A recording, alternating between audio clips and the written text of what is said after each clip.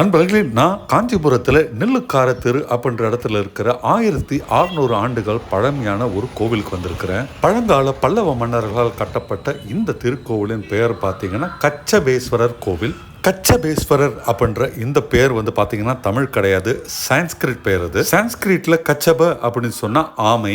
ஒரு ஆமையின் காரணமாக தான் இந்த கோவில் கட்டப்பட்டதுங்க. சிவபெருமானை திருமால் ஆமை வடிவத்தில் இந்த இடத்துல வழிபட்டதால் இந்த இடம் கச்சபம் என்றும் இங்கிருக்கும் ஈஸ்வரர் கச்சபேஸ்வரர் என்றும் அழைக்கப்படுகிறார். அப்படி சிவபெருமானை இங்கே திருமால் ஆமை வடிவத்தில் தரிசிக்க வேண்டிய அவசியம் என்ன, அதை தெரிஞ்சுக்கணும்னா கொஞ்சம் நம்ம பின்னோக்கி புராண காலத்துக்கு போனோம். தேவர்கள் ஒரு புறமும் அசுரர்கள் ஒரு புறமும் திருப்பார்கடலை கடைஞ்சி அமிர்தம் எடுக்க போராடி கொண்டிருந்தாங்க. அந்த சமயத்தில் திருமால் ஆமை வடிவத்தில் அதாவது கச்சப வடிவத்தில் மந்தார மலையை தூக்கி பிடித்து தேவர்களுக்கு உதவி செஞ்சார். திருமாலின் உதவியுடன் தேவர்களும் அசுரர்களும் பார்க்கடலை கடைய அமுதம் பெருக்கெடுத்து ஓடியது. அமுதம் கிடைத்தவுடன் அந்த மகிழ்ச்சியில் தேவர்களும் அசுரர்களும் கடலையே மேலும் செருக்குற்று கலக்கினார்கள். செருக்குற்றுன்ற வார்த்தைக்கு திமிருடன் வேகமான்ட்டு நம்ம புரிஞ்சுக்கணும். இப்படி வேகமாக கடல் கலங்குவதை பார்த்து பிற உயிர்கள்லாம் அஞ்சின. இதனால் சினமுற்ற சிவபெருமான் இதற்கான மூல காரணமான திருமால் ஆமை வடிவத்தில் இருப்பதை பார்த்தார். கோபத்தின் உச்சியில் இருந்த சிவபெருமான் அந்த ஆமையை அழித்து அதனுடைய ஓட்டை தான் அணிந்திருக்கும் வெண்டலை மாலை, அதாவது எலும்பு கூடுதலாக இருந்த அந்த மாலையில் நடுவில் அந்த ஆமையின் ஓட்டை கோர்த்து தன் கழுத்தில் மாலையை போட்டுக்கிட்டாரு.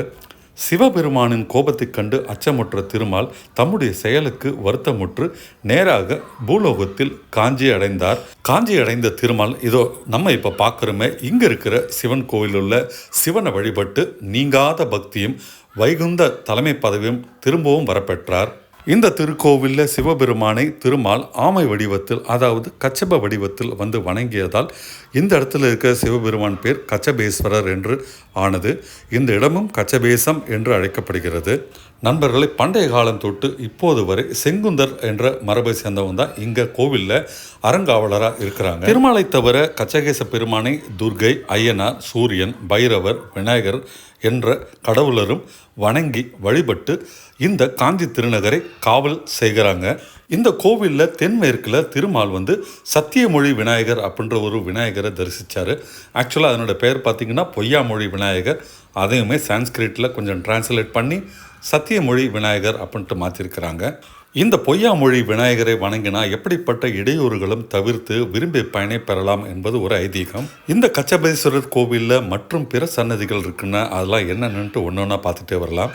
இஷ்ட சித்தீச பெருமாள் கோவில், யோக சித்தீச பெருமான் கோவில், தர்ம சித்தீச பெருமான் கோவில், ஞான சித்தீச பெருமான் கோவில், சதுர் முகேஸ்வரர் பெருமாள் கோவில், யுக சித்தீச பெருமாள் கோவில், பாதாள ஈஸ்வர பெருமான் கோவில், லிங்கபேஸ்வரர் பெருமான் கோவில், குளக்கரை ஜலகண்டேஸ்வர பெருமாள் கோவில் அப்படின்ட்டு பலவித பெருமான்கள், அதாவது ஈஸ்வர்கள் இங்கே இருக்கிறாங்க.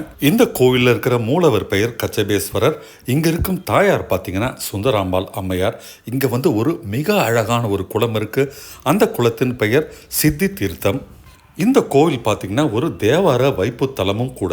வேலூர்லேருந்து ஜஸ்ட் 60 கிலோமீட்டர், அரக்கோணத்துலேருந்து வெறும் 30-35 கிலோமீட்டர், சென்னையிலேருந்து வெறும் 75 கிலோமீட்டர் தொலைவில் உள்ள இந்த ஒரு கோவிலை நீங்கள் காஞ்சிபுரம் வரும்போது தவறாமல் இங்கே இருக்கிற ஈசனை, இங்கே இருக்கிற கச்சபேஸ்வரரை தரிசிக்கணும். பொதுவாக காஞ்சிபுரத்துக்கு வரும் வெளியூர் பக்தர்கள் காஞ்சி காமாட்சி கோயில், ஏகாம்பரேஸ்வரர் கோவில், வரதராஜ பெருமாள் கோவில்ன்ட்டு இந்த 3 கோவிலில் தரிசனம் பண்ணிட்டு அப்படியே ஊருக்கு கிளம்பிடுவாங்க. நீங்கள் அடுத்த முறை காஞ்சிபுரம் வரும்போது தவறாமல் இந்த கச்சபேஸ்வரர் கோவிலுக்கு சிவபெருமானை வழிபடுங்க. பல்லவர் காலத்து 1600 வருடங்கள் பழமையான இந்த கோவிலின் பெருமைகளையும் அருமைகளையும் பற்றி உங்கள் உறவினர்களுக்கும் நண்பர்களுக்கும் தெரியப்படுத்தி அவர்களும் காஞ்சிபுரம் வரும்போது தவறாமல் இந்த கோவிலுக்கு ஈசனின் தரிசனத்தை பெறுமாறு சொல்லுங்கள். நண்பர்களே, இந்த வீடியோ பதிவு உங்களுக்கு பிடிச்சிருக்கும்னு நினைக்கிறேன். பிடிச்சிருக்குன்னு நினச்சிங்கன்னா தவறாமல் லைக் பட்டன் ப்ரெஸ் பண்ணுங்கள்.